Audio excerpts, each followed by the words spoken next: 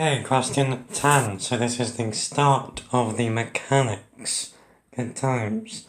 So, a single force of magnitude 4 newtons acts on a particle of mass 50 grams. We want to find the magnitude of the acceleration of the particle.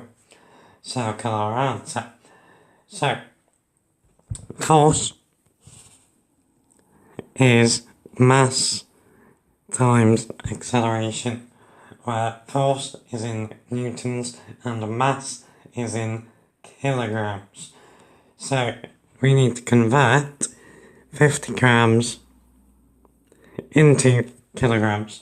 So divided by 1,000, we get 0.05 kilograms. So we get 4 is equal to 0.05 times the acceleration. Therefore, A is 4 over 0.05, which gives us 80 meters per second squared. So, there's our guide.